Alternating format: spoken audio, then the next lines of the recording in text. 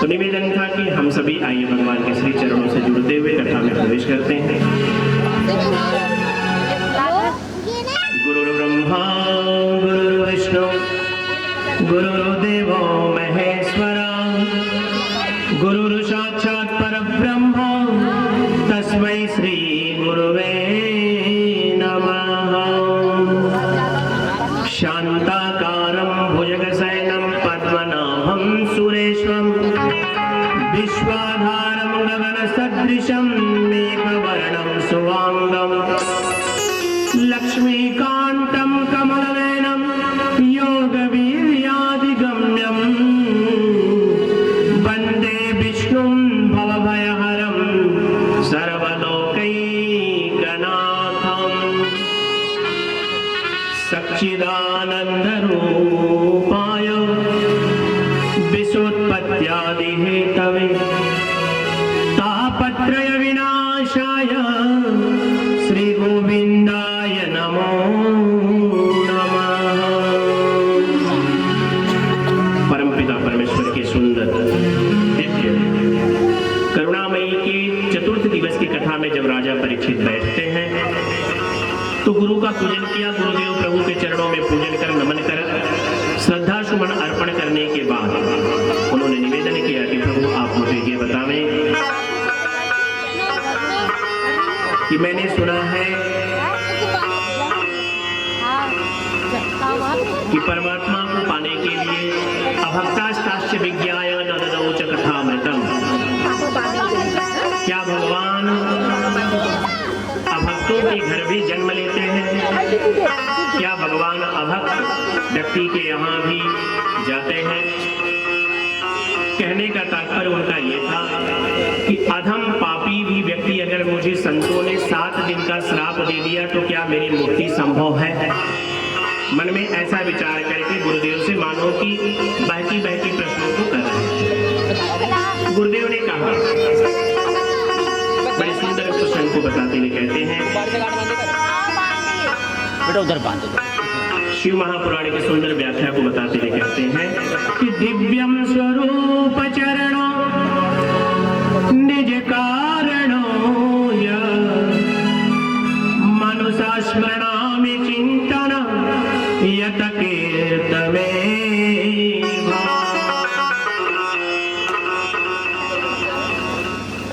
देवस्वरूप चरण शरणो कृपालु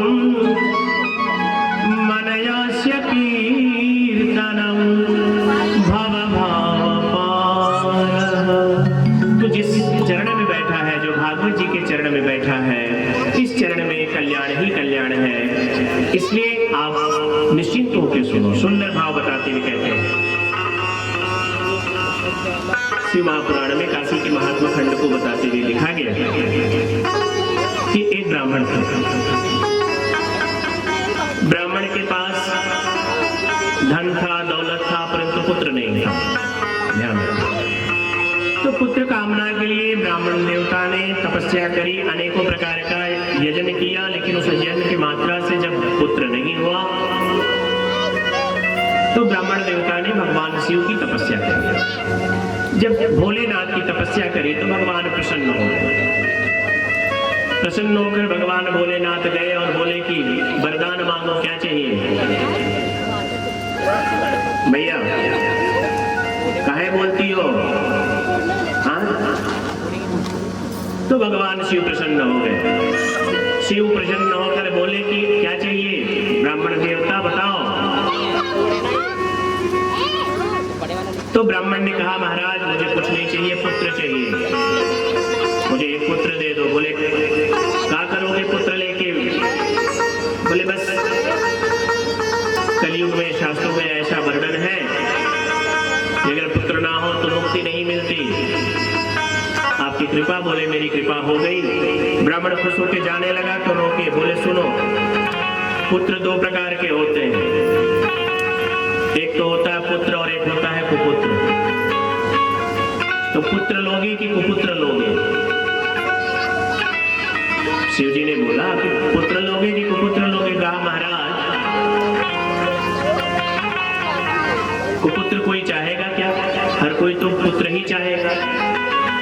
तो बोले देखो कुपुत्र की जो आयु होती है वो ज्यादा होता है और जो सुपुत्र होते हैं उन सुपुत्रों की आयु कम होता है। बोले महाराज हमको तो सुपुत्र दे दीजिए। सोचे कि 100 साल होगा तो भोलेनाथ जी है 10-5 साल कम करेंगे और क्या 90 तो रहेगा।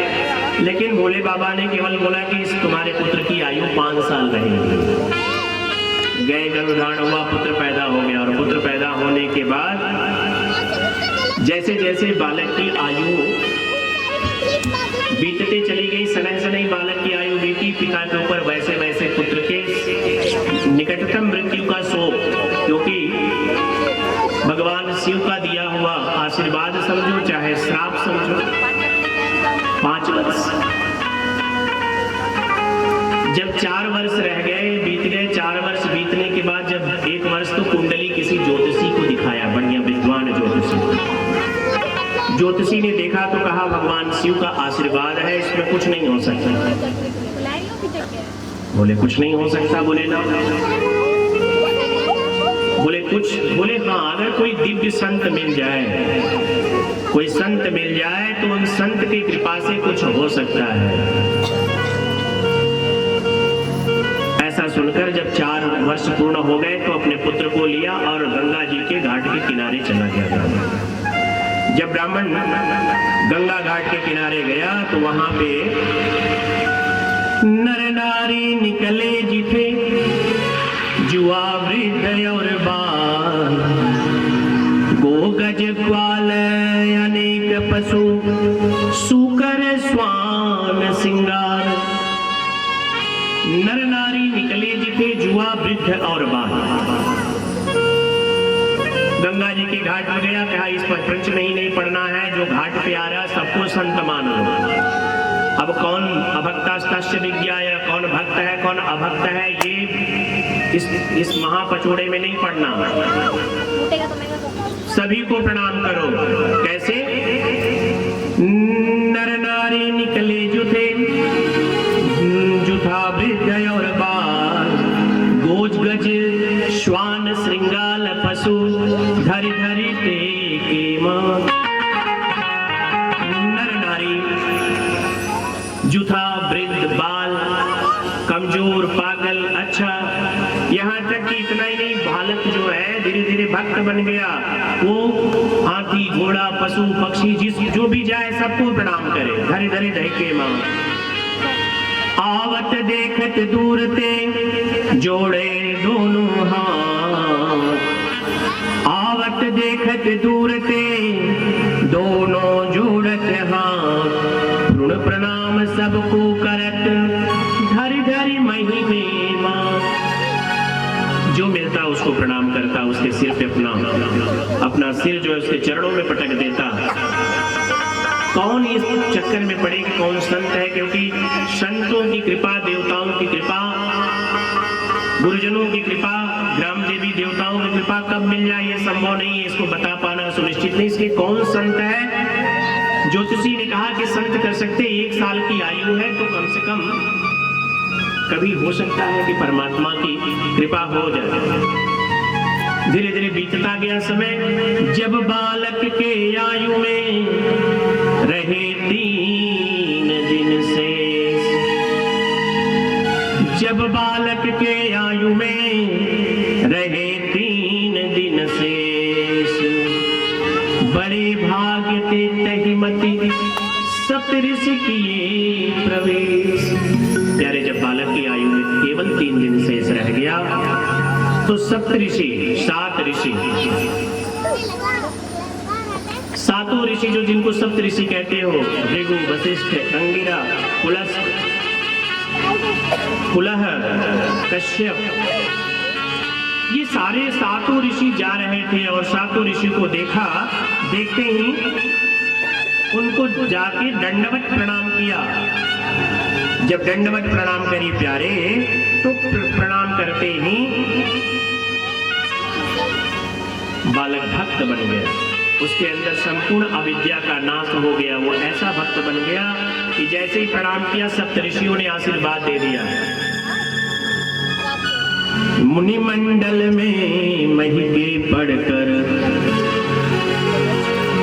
मुनि मंडल के महिमे पढ़ द्विज बालक दंड प्रणाम किया।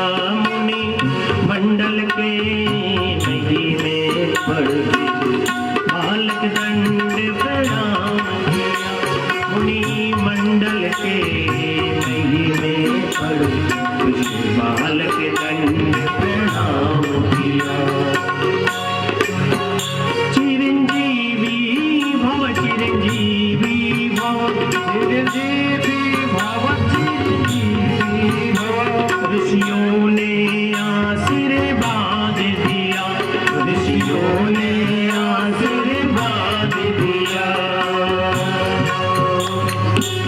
कथा के टाइम में कोई भी मोबाइल नहीं रखेगा, आप लोग उसमें बिजी नहीं हो, कथा पे ध्यान दो।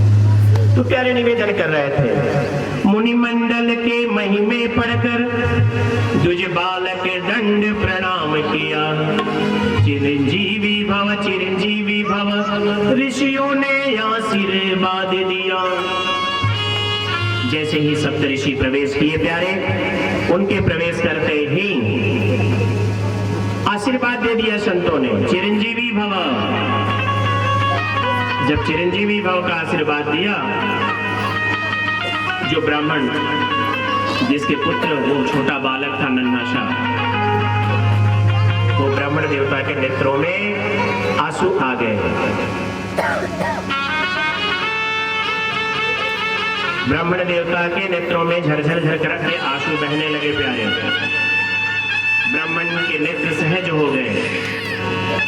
कर जोड़ पिता बोले तिमी होंगे, कर जोड़ पिता बोले तिमी होंगे। इस दीन अभागे बालक के आयु में 3 दिन शेष रहे। इस दीन अभागे बालक के आयु में 3 दिन शेष रहे। ये देवी आप लोग इसको बंद कर दो, सुनो ये बेटा, तुम लोग गुम्बाड़ा फुलाना बंद कर दो। चलो तुम लोग कथा सुनो, बहुत सज गया, इतना बहुत है भगवान ने। चलो बच्चों को हटाओ, अपने पास में बातें कर रही और ये सामने बैठे। तो प्यारे निवेदन कर रहे थे कि इस दीन अभागे बालक के आयु में 3 दिन शेष रहे। इस अभागे बालक के आयु में केवल 3 दिन शेष है। ऐसा जब आप चिरंजीवी का वरदान दे दिए, चिरंजीवी भव चिरंजीवी भव। सब ऋषियों ने कहा कि मैं तो फंस गया। इस बालक की आयु में जब 3 दिन शेष है, वो भी शंकर जी के द्वारा दी हुई आयु है 5 वर्ष, उसमें केवल 3 दिन शेष। संत पड़ गए चक्कर में और परेशान हो गए, सोचने लगे कि अब क्या करना चाहिए, कैसे इज्जत बचे। आशीर्वाद को देके हम सभी फंस गए। ब्राह्मण सप्तऋषियों ने ब्राह्मण से पुत्र को ले लिया। बोला, हे ब्राह्मण देवता, इस पुत्र को हमको दे दो, इसका कल्याण सुनिश्चित है। आखिर इसकी आयु 3 दिन में हो ही जाएगा, हम लोग कुछ उपाय करेंगे। ऐसा सुनकर ब्राह्मण ने बालक प्रदान कीन्हो, बालक प्रदान कीन्हो, करके कठिन हिया। बालक प्रदान कीन्हो, करके कठिन हिया। बालक प्रदान कीन्हो, करके कठिन हिया। बालक प्रदान कीन्हो, करके कठिन हिया। ऋषियों ने क्या किया, संतों ने क्या किया, ऋषियों ने क्या किया, संतों ने क्या किया। बालक को प्रदान किया। बालक को प्रदान करने में पिता के नेत्र सहज होने लगे, झरझर रुदन करके अपने पुत्र को दे दिया। ये में भाव थी कि दिव्यास्य रूप चरणानिक कारणोयम। मन में यही भाव था कि बना के क्यों बिगाड़ा रे, पुत्र तो दिया लेकिन बिगाड़ दिया वो ऊपर वाला। तूने दिया तो जरूर, लेकिन ये क्या, लेकिन विधि का विधान है। जितने दिन बालक को, मेरे पुत्र को मेरे साथ रहना था, जितना इसकी आयु हमारे साथ निहित थी, उतने दिन तक इसने मेरे साथ वास किया। और अब मेरा संग इससे छूट रहा है। ये कितने दिन का ये नाता था, ऐसा मान पिता ने अपने पुत्र को सप्त ऋषियों को अर्पण कर दिया और सप्त ऋषियों ने बालक को लेकर चल दिए। सुनि ब्रह्म वचन हंस के मुनि मंडली चली, सुनि ब्रह्म वचन हंस के मुनि मंडली चली, अपनी बला टली, अपनी बला टली, अपनी बला टली, अपनी बला टली। सुनि ब्रह्म वचन हंस के मुनि मंडली चली, सुनि ब्रह्म वचन हंस के मुनि मंडली चली, अपनी बला टली, अपनी बला टली, अपनी बला टली, अपनी बला टली। सप्तऋषि जब गए, सप्तऋषियों ने बालक को लिया और लेके जाकर सीधे ब्रह्मा जी के पास गए। ब्रह्मा जी के पास जब गए तो बिल्कुल ब्रह्मा जी के जाकर भूतल पर वो लकुटी की ना, भूतल पे वो लकुटी की नहीं, वो छोटा सा 5 वर्ष का बालक भूतल पे, इस पृथ्वी पे बिल्कुल लकुटी की तरह छोटा सा नन्हा सा। उन सप्तऋषि विशाल विशाल बढ़िया दाढ़ी मोछ रखे, ब्रह्मा जी का भी दाढ़ी। एक ब्रह्मा जी ने सप्तऋषियों को देखा कि ये सप्तऋषि आ गए, सुबह ही आ गए। सप्तऋषियों ने झुककर प्रणाम किया ब्रह्मा जी को। जब ब्रह्मा जी को प्रणाम किया तो ब्रह्मा जी ने भी चिरंजीवी भव, चिरंजीवी भव, वो बालक भी छोटा सा, उसी ब्रह्मा जी जो सप्तऋषि थे उन्हीं के बीच में था, उसने भी प्रणाम किया। जब उसने भी प्रणाम किया तो ब्रह्मा ने आशीर्वाद जैसे ऋषियों को दिया वैसे उस बालक को भी मिल गया, चिरंजीवी भव। तब सप्तऋषियों ने कहा, सुनि ब्रह्म वचन हंस के मुनि मंडली चली। ब्रह्मा जी का वचन सुनकर ऋषियों के जो मुख मलिन थे, श्राप देके जो संत फंस गए थे, उनकी जो मुख था वो चमक गया, वो चमक गया। बोले अपनी बला टली, अपनी बला टली। चलो अपनी बला कम से कम टल गई। लोग कहेंगे सप्तऋषि झूठे तो हम बोलेंगे ब्रह्मा जी झूठे। हाँ, मेरी तो बला टल गई।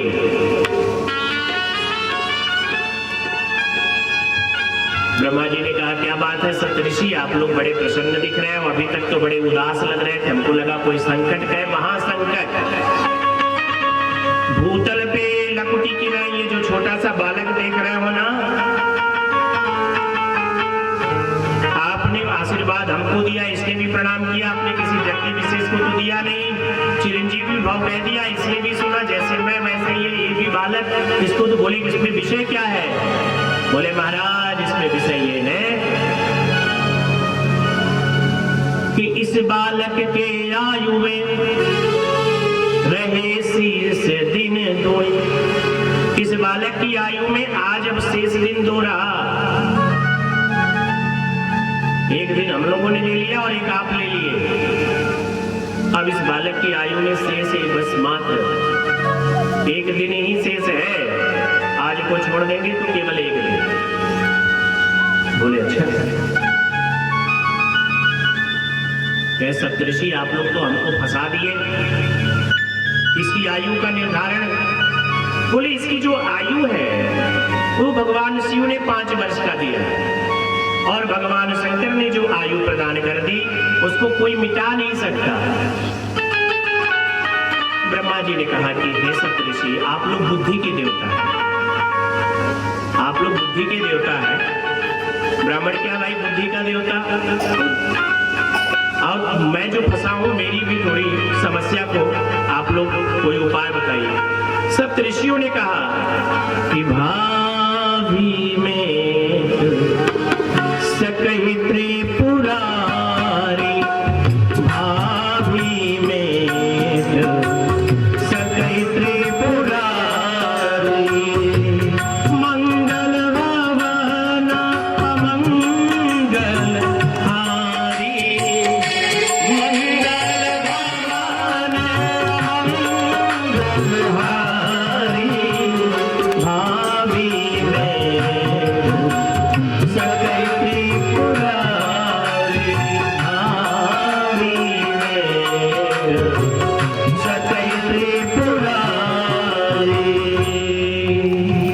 ये भाभी को तो केवल शिव ही मिटा सकते हैं, बाकी कोई नहीं मिटा सकता। सप्तऋषि ब्रह्मा जी लिए और ले जाकर शंकर जी के पास एकदम भोर में, बिल्कुल ब्रह्म मुहूर्त में ले जाके वहां पे खड़े थे। जैसे ही वहां पे शीश गंगाय रंग विराज, शीश गंगाय रंग विराज, भोर में गए हैं राघवेंद्र। शीश गंगाय रंग विराज, शीश सदा विराजत कैलासी, सदा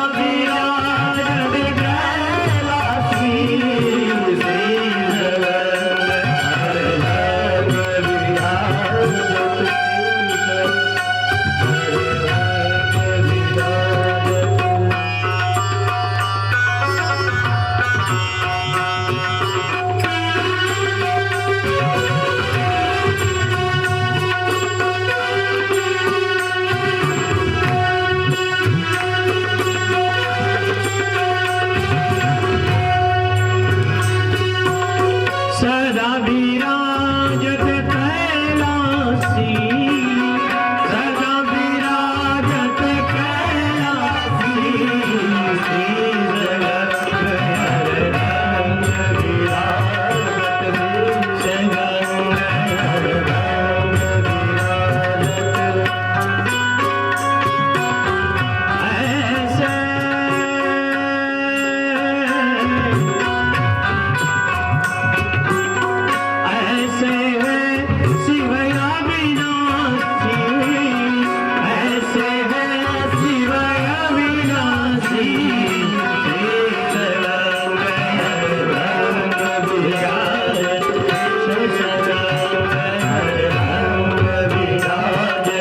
सदा विराजत कैलासी, सदा विराजत कैलासी,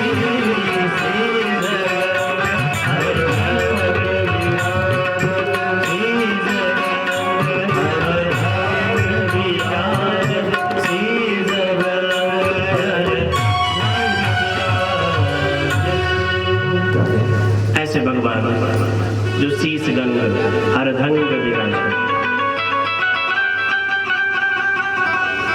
जो आधे अंग में बस केवल एक मृगछाला पहने, ऐसे भगवान शिव, ऐसे शिव के पास सप्तऋषि और वो बालक भूतल पर वो लकुटी किनार, भूतल पर वो लकुटी किनार।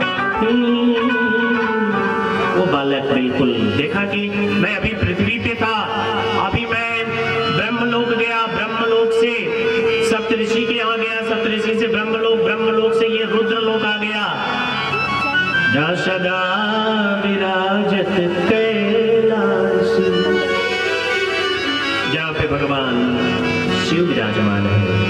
ऐसे जगह पे मैं आया हूँ, देख देखकर वो भी जैसे सप्तऋषियों ने ब्रह्मा ने, वैसे उस बालक ने भी शिव को प्रणाम किया और भगवान शिव ने भी आशीर्वाद दे दिया। चिरंजीवी भव, चिरंजीवी भव।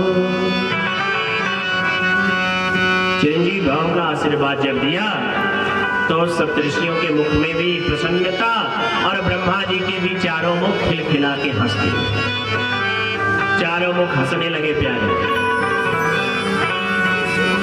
और जब चारों मुख हंस दिए तो शिव जी ने कहा क्या बात है, आप लोग बड़े खुश हो गए क्या महाराज? बड़े संकट में थे, आपके दर्शन मात्र से ही संपूर्ण क्लेश नष्ट हो गए। बोले मतलब? तब छोटा सा बालक को दिखाते हुए बोले महाराज ये आपका ही प्रसाद पुण्य है। देखा शिव जी ने कहा हाँ ये तो मैंने ब्राह्मण को आशीर्वाद में पुत्र दिया था। बोले हाँ महाराज उसका 5 वर्ष आज ही पूरा, और हम लोग तो फंस गए। चिरंजीवी भाव करके वृथा न जाय संत ऋषि वाणी। जो सच्चे संत होते हैं प्यारे ना, वो किसी को मुख से आशीर्वाद जल्दी नहीं देते, ध्यान रखना। आजकल तो थोड़ी पैसे दे दो, थोड़ी फल फूल दे दो, देखो गांव के संत कहीं से भी इतना आशीर्वाद देते हैं कि क्या पूछना। जितनी दक्षिणा बढ़ती जाए उतनी आशीर्वाद बढ़ती जाए। उनके पास आशीर्वाद की कमी नहीं, दक्षिणा वाले के पास दक्षिणा की कमी भले हो जाए। लेकिन जो सात्विक संत होते भैया जी नारायण भैया नारायण, वो अपने मुख से जल्दी नहीं, लेकिन मैं महाराज फंस गया। और ब्रह्मा जी ने कहा कि मेरी भी बुद्धि चकरा गई, चतुरानंद होते भी मैंने भी अब आपन तेज समारोह। बोले आप लोग जाओ, इस बालक को मेरे पास छोड़ दो, शिवलोक में वास करने लगा। अब इधर जब शिव जी ने रख लिया, शिव जी ने उस बालक को देखा तो देखते ही शिव जी को दया आ गई। शिव जी ने कहा कि तुम बिलपत्र मेरे, जो मेरा यह प्रतिमा है, ये जो मेरे स्वरूप जिसका निराकार ब्रह्म, जिसका कोई आकार नहीं, उस निराकार ब्रह्म जिसको उल्टा रख दो सीधा रख दो, वह लिंग। लिंग का तात्पर्य स्त्रीलिंग, पुलिंग, पुरुषलिंग, स्त्रीलिंग। लिंग का जो मतलब होता है वो प्रकार होता है जिसका कोई स्वरूप ना हो। जो निराकार ब्रह्म है, जो परमपिता परमेश्वर, जो शिव है, जो ओम है, जो नाद ब्रह्म है, जो संपूर्ण सृष्टि में व्याप्त है, लेकिन उसका कोई आकार ना हो, वो भगवान शिव ने कहा कि तुम मुझे एक एक बिल्व अर्पण करते जाना और तुम ओम नमः शिवाय मंत्र का जप करते जाना, तुम्हारा कल्याण संभव है। नमामि समीशान निर्वाण रूपम विभुं व्यापकं ब्रह्म वेद स्वरूपम। नमामि समीशान निर्वाण रूपम विभुं व्यापकं ब्रह्म वेद स्वरूपम। निजं निर्गुणं निर्विकल्पं निरीहं, निजं निर्गुणं निराकार मोकार मूलं तुरीयं, निराकार मोकार मूलं तुरीयं। गिरा ज्ञान गोतीन्द्रमीशं गिरीशं, गिरा ज्ञान गोतीन्द्रमीशं गिरीशं। करालं महाकालपालं कृपालं, नमामि समीशान निर्वाण रूपं विभुं व्यापकं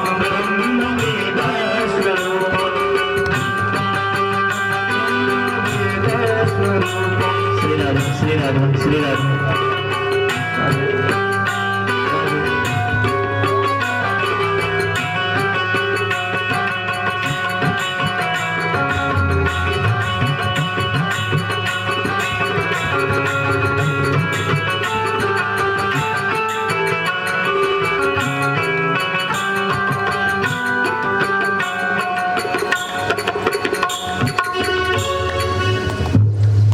श्री राधे श्याम।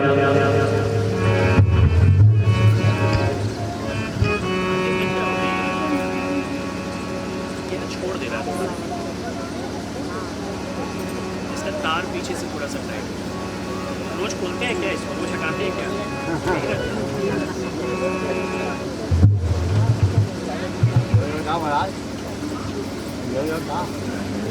बिगड़ी प्रश्न नहीं उठा, सचिव बिगड़ा वाला। जय श्री राधे श्याम, जय जय श्री राधे श्याम। भगवान शिव का प्रार्थना करी और वो बालक भूतल पे वो लकटी किनाई, ओम नमः शिवाय, ओम नमः शिवाय, ओम नमः शिवाय। एक एक बिल्वपत्र ओम नमः शिवाय करते करते वो भगवान शिव को अर्पण करते चला गया। और इधर कालम महाकाल कृपा कालम कृपालम गुणागार संसार पारम नतोहम तुषाराद्रि संकाश गौरम गंभीरम मनोभूत कोटि प्रभाश्री शरीरम। भगवान शिव जो कालम महाकाल कालम कृपालम है, जो कालों के महाकाल है। जब ये काल अर्थात जब यमराज जो है पास का दंड लिए आया तो पास को दंड के लेके जैसे ही बढ़ाना प्रारंभ किया प्यारे, वैसे ही बढ़ाते हुए अवस्था में कुछ करना है।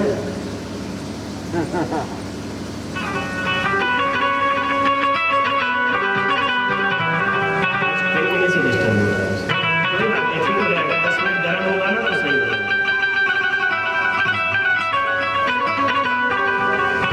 कालम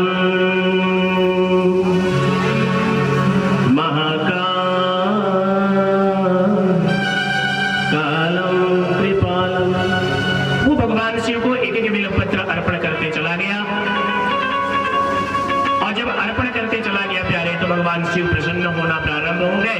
और उधर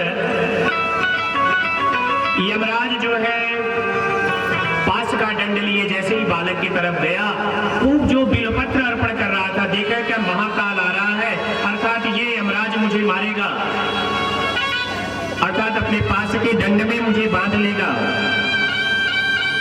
ऐसे अवस्था में वो जाके जो भगवान जी का जो शिवलिंग था उस लिंग से ही शिव को पकड़ लिया, अपने बाहों से मानो कि अपने आप को ही भगवान शिव को अर्पण कर दिया। और जैसे ही अर्पण में समर्पण का भाव भगवान शिव को मिला, वैसे ही शिव ने उस यमराज को दौड़ा लिया। जब शिव ने यमराज को दौड़ाया तो यमराज ने कहा कि महाराज ये संहार वाला विभाग तो आप ही का है, अपने विभाग में छेड़छाड़ क्यों? ये संहार और इसका तो समय पूर्ण हो गया, इसकी तो आयु पूर्ण हो गई, तो इसको तो जाना ही है। बोले इसकी आयु? बोले हाँ। बोले इसकी 5 वर्ष की आयु थी और आज पूरा हो गया। बोले ये बताओ इसको 5 वर्ष की आयु तुमने दिया था या मैंने दिया था? बोले मतलब प्रभु? बोले मतलब? बोले इसका मतलब ये है कि देखो जब मैंने आयु दिया था तो मेरे हिसाब से इसका 5 वर्ष होगा। बोले महाराज मैं आपका आंकड़ा जानना चाहता हूं, कैसा आपका? बोले एक से एक दिन बचा है ना आज भर। बोले महाराज अब आज ही के दिन तो ले जाना है। बोले मेरे एक दिन के मतलब जानते हो? बोले महाराज मैं अपने दिन का जरा आंकड़ा बता दीजिए। बताते हुए कहते हैं शिव जी, द्वापर त्रेता सतयुग कलयुग, ये एक से एक बड़े हैं, एक एक युग से एक एक युग बड़ा है, ध्यान रखना। और ये जो चारों हैं ब्रह्मा जी के आयु में बीतत कल्प अनेक, ब्रह्मा जी के आयु में बीतत कल्प अनेक, और 10 ब्रह्मा बने बितत, 10 ब्रह्मा बने बितत शंकर के दिन, ऐसे दिन के मास गिन, ऐसे दिन का तो महीना बना, ऐसे दिन के मास गिन, और मासों के पूरी वर्ष, ऐसे बालक सुखी रहे सहस्र वर्ष। बोले गिन ले, द्वापर, त्रेता, सतयुग, कलयुग, इसके जब एक बार ये चक्र होता है तो ब्रह्मा का एक दिन होता है, और इनके एक भ्रमण में बीतत ब्रह्मा के दिन एक, इसमें कितने अनेक कल्प बीत गए होंगे, ध्यान रखना। और 10 ब्रह्मा, यानी 10 ब्रह्मा जब चक्र काटेंगे तो शंकर के दिन एक। मैंने ने दिया था 5 वर्ष की आयु, इसलिए कि शंकर के दिन एक। उसने विचार किया कि जब भगवान, जब ब्रह्मा 10 बदल जाते तो मुझे पता नहीं आ जाए कहीं मेरा चेंजिंग ना हो, इसलिए वो जो यमराज था प्यारे वहां से भगा तो कहीं आ जाए मेरा आयु पूरा हो। वही प्यारे बालक आज मार्कंडेय जी ऋषि हुए, और उन्हीं की वजह से ये काशी में स्थान हुआ। तो भागवत जी में बताते हुए कहते कि दिव्य स्मृतान तृतीय चरणम मनुजायस्य मायया तत्त्वयोगेन कर्मास्य देवलोकमुपागतः।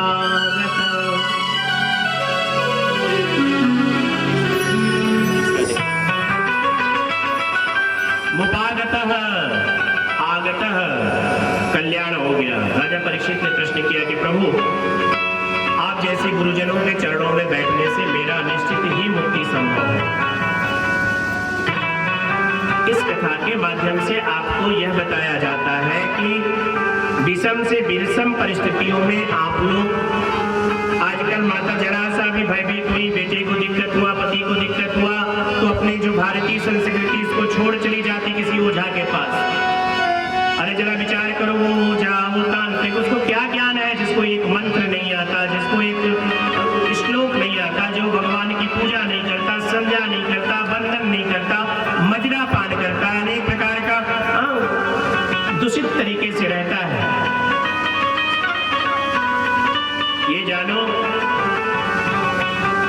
कि वो इतना ज्यादा नशा करता है कि उसके अंदर किसी भी तरह के मनुष्य को झेलने की क्षमता होती है। कोई कुछ भी उसको बोले, उसको कोई बोले, कोई फर्क नहीं पड़ता। तो परेशान अगर हो तो भगवान शिव के चरणों में जाओ, श्याम बाबा के चरणों में जाओ। परेशान होकर ऐसा मत करो,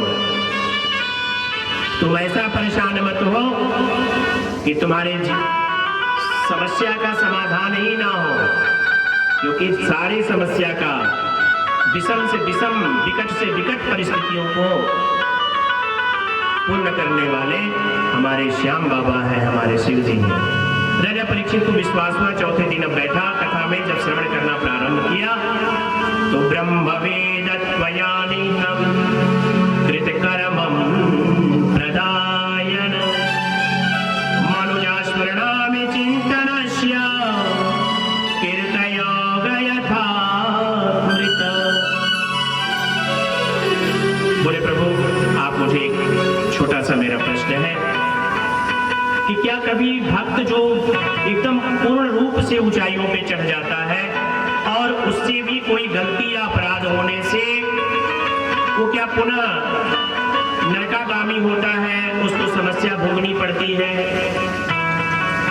बोले हाँ। बड़े सुंदर बताते हुए कहते हैं कि ऋषभ वंश की कथा को बताते हुए कहते हैं कि भरस्तस्तु महाभगवतो यदा भगवान लीपरात् ऋषवंचन्ते कृतो यत्र ब्रह्मवेदस्वमूये।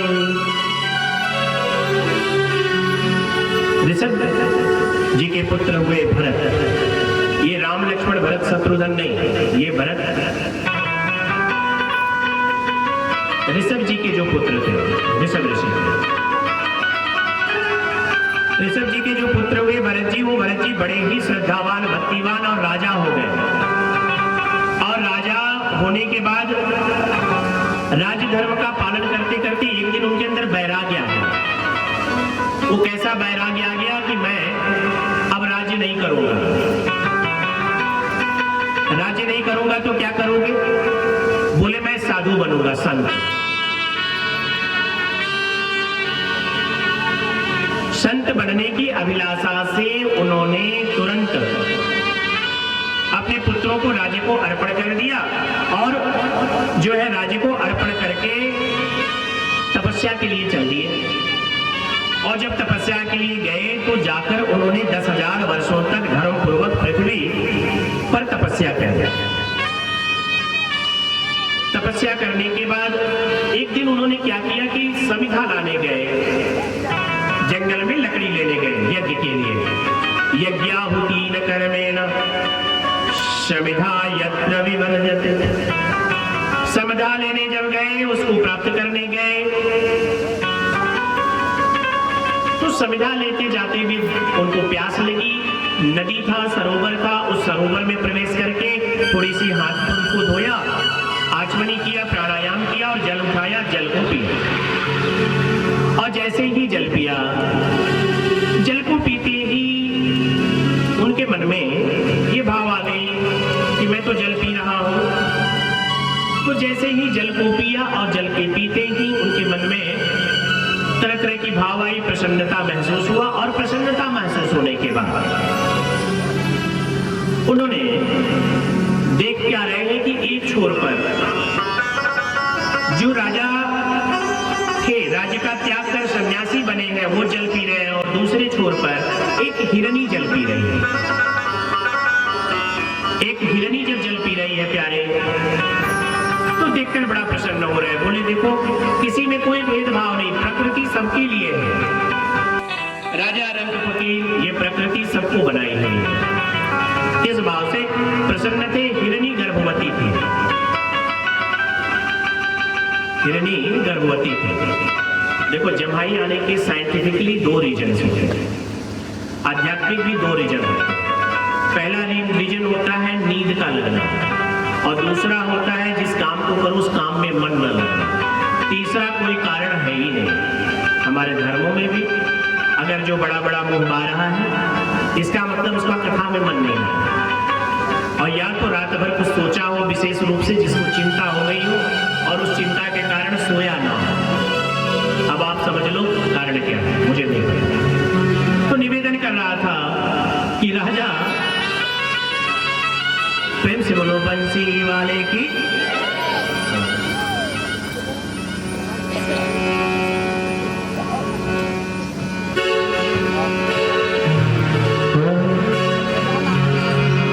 मुझे चरणों से लगा लो श्याम वाले, मेरे श्वास श्वास में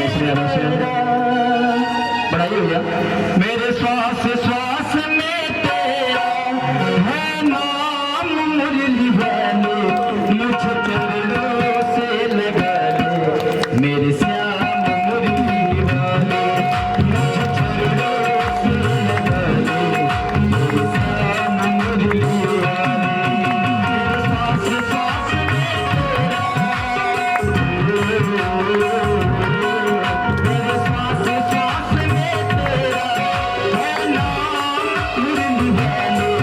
मुझे चरणों से लगा लो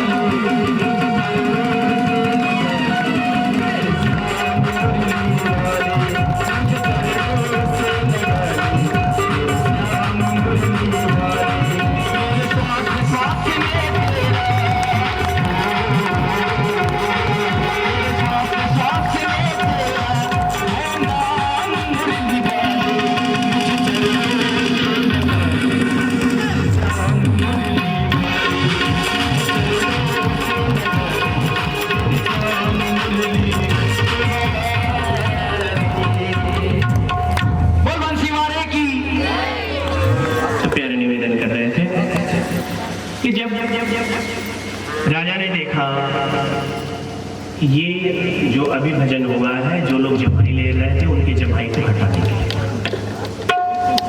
क्योंकि हम देख रहे थे लोग। देखो भैया, मैं तो ये मानता हूँ कि लोग आते हैं तो हम लोगों से शिकायत करते हैं, कहते हैं महाराज जी हमको नींद नहीं आती। तो हम लोग नींद के लिए कुछ शास्त्र विधान है, उसके अनुसार उपाय कर देते हैं, भैया ये कर लो तुम्हें नींद आ जाएगा।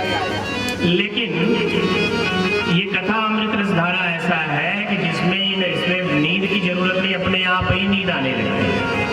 उसका कारण है कि एक समय अर्जुन और कृष्ण भ्रमण कर रहे थे, और भ्रमण करते अवस्था में